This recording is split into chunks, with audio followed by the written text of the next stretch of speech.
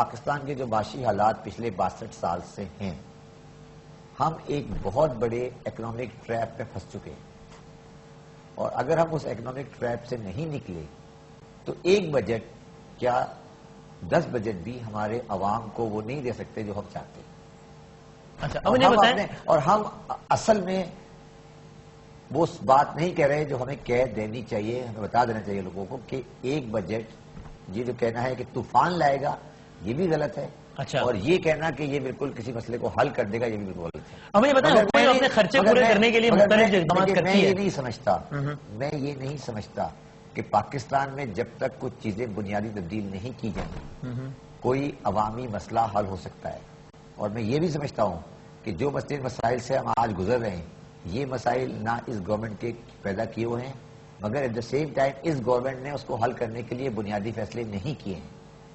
دو الگ الگ چیزیں۔ ٹھیک ہے، اب وہ یہ کہتے ہیں کہ ہمیں اپنے خرچے تو پورے کرنے ہیں نا کچھ بھی کر کے، تو جو ہر آئے دن ہم کسی نہ کسی نئے ٹیکس کی بات سنتے ہیں، ویلیو ایڈڈ ٹیکس کی بڑی بات چیت ہو رہی ہے، اور ویسے بھی ہم دیکھتے ہیں اشیاء خوردونوش کی قیمتوں میں جو اضافہ ہو رہا ہے، تو گورنمنٹ یہ کہتی ہے کہ ہم اپنے خرچے تو پورے کرنے ہیں، اس لیے ہمیں نہ چاہتے ہوئے بھی ٹیکس لگانا پڑتا ہے، تو گورنمنٹ کا ٹیکس لگانا جسٹیفائڈ ہے۔ پہلے خرچوں کو بات کر لینا، ہم آمدنی کی بات کر لیں، پہلے ہم خرچوں کی بات کر لیں۔ اب ہمارے خرچوں کی آپ مدیں دیکھ لیں بڑی بڑی، ہمارے اس سال کا جو بجٹ آئے گا اس میں ہم 650 بلین روپے ادا کریں گے سود پر، جو ہم نے قرضے لیے ہیں پرانے اور نئے، 650 بلین کے آس پاس ہم دیں گے واپس انٹرسٹ کے اوپر۔ یعنی خالی انٹرسٹ ہے؟ صرف انٹرسٹ 650 بلین یہ قوم انٹرسٹ میں دے گی؟ دے گی، اور یہ قرضہ میں نے نہیں لیا، یہ 60 سال نے لیا ہے۔ اور ذرا ساتھ میں آپ یہ بتا دیں کہ اس سال ہم تعلیم پہ کتنے پیسے لگائیں گے؟ تعلیم اندازاً تعلیم 5 بلین 6 بلین 6 بلین سر، یعنی 6 بلین پوری قوم کی تعلیم پہ لگے گا، اور 650 بلین قرضے کے سود پہ لگے گا۔ میں اس پہ مگر میں آگے ٹھیک ہے، اور ہم 450 بلین خرچ کریں گے دفاع پر، 448 پریسائسلی 448 بلین خرچ کریں گے دفاع پر، 200 بلین ہم خرچ کریں گے اسلام آباد کو چلانے پر۔ ویری گڈ، ٹھیک ہے، تو پھر میرے اور آپ کے لیے کیا پیسے بچیں گے؟ میرے اور آپ کے لیے بچ جائے گا پھر تو؟ میرے اور آپ کے لیے ہم نوٹ چھاپیں گے یا اور قرضے، اس سے مہنگائی بڑھے گی، اس سے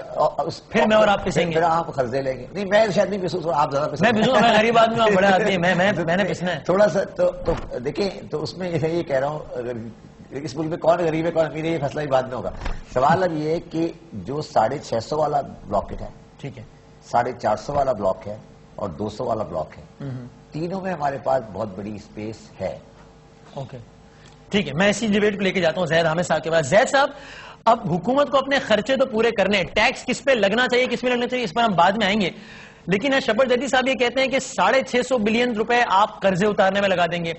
450 بلین روپے آپ نے دفاع میں لگا دیں گے، تو پھر یہ ایک عام آدمی پہ کتنے پیسے لگیں گے؟ پھر وہ مطلب 200 بلین اسلام آباد کو چلانے پہ لگ جائے گا، تو زید صاحب پھر باقی تو مطلب ٹافیاں خریدنے اتنے پیسے رہ جائیں گے جو عام آدمی پہ لگیں گے، عام آدمی میں کیا لگے گا پھر؟ وسیم، ایک بات ہم آپ کو بڑی سخت نظر آئے گی، لیکن یہ بات بڑی صاف آپ کو بتا دیں، دو باتیں بڑی واضح ہم بتانا چاہیں گے۔ پہلی بات تو یہ کہ یہ بجٹ اس حکومت پاکستان نے بنانا ہی نہیں ہے، اس لیے کہ حکومت پاکستان کے پاس فائنانس منسٹر ہی نہیں ہے اس بجٹ کو بنانے کے لیے۔ جو فائنانس ٹیم تھی وہ کچھ عرصہ پہلے ریزائن کر کے گھر چلی گئی، کیونکہ ملک پریکٹیکلی دیوالیہ ہو چکا ہے اس وقت۔ یعنی یہ بڑی سخت بات ہے، اس وقت فائنانس منسٹر اور اسٹیٹ بینک کے گورنر دونوں ملک اپنے استعفے دے کے جا چکے، اور حفیظ شیخ صاحب آج شاید عہدہ اٹھائیں گے، اپنے عہدے کا حلف اٹھائیں گے، اس بیچارے کو پیسیفک اوشن کے بیچ پہ پھینک دیں گے اب لا کے یہ۔ اور یہ سارا بجٹ جو بنایا جا رہا ہے آئی ایم ایف کی ان شرائط پر بنایا جا رہا ہے جن خوفناک شرائط پر انہوں نے اپنے خرچے پورے کرنے کے لیے پچھلے 2 سال میں قرضے لیے ہیں۔ اگر آپ صرف یہ دیکھ لیجئے کہ پچھلے 2 سال میں آلموسٹ ایکسٹرنل بورنگ جو ہے، جو آئی ایم ایف سے یہ قرض مانگتے رہے ہیں، ہر مہینے 1 ارب ڈالر، تقریباً پچھلے سال میں 12 ارب ڈالر کے قریب اضافہ ہوا ہے ایکسٹرنل ڈیٹ کا، اور تقریباً 700 ارب روپے کے قریب اضافہ ہوا ہے انٹرنل ڈیٹ کا، جو حکومت نے بینکوں سے قرضے لیے اپنے اندر کا خرچہ پورا کرنے کے لیے۔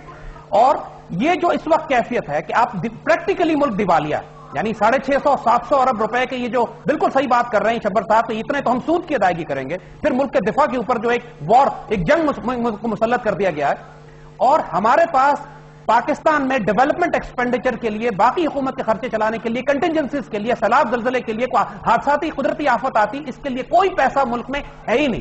اور لہٰذا اس کے لیے مزید خوفناک شرائط پر آئی ایم ایف سے 1 بلین یا 2 بلین ڈالر کی اوسط پہ یہ قرضے لیں گے، اور یہ ایک ایسا ٹریپ ہے آئی ایم ایف کا کہ جس کے سٹیپس ہم آپ کو بتا دیتے ہیں کہ یہ سٹیپس ہوتے کیا ہیں کہ آئی ایم ایف کس طرح ملکوں پر قبضہ کرتے ہیں. بریک بعد واپس آئیں گے تو ہم اس پر بات کریں گے کہ اب چونکہ ظاہر ہم بات تو ایک عام آدمی کر رہے ہیں لیکن اس ساری چیز کا ایک چین ایک لنک بنتی ہے کہ اگر ہماری پالیسیز آپ کے خیال میں ہمیں ڈکٹیٹ کیا آئی ایم ایف کر رہا ہے تو ظاہر ہے آئی ایم ایف کو تو ہمارا عام آدمی بھوکا مر رہا ہے اس سے تو کوئی سروکار نہیں ہوگا, اس کو تو کوئی ہمدردی نہیں ہوگی. تو کیا واقعی ہمارے جو اکنامک مینیجرز ہیں وہ پاکستان میں نہیں بیٹھے بلکہ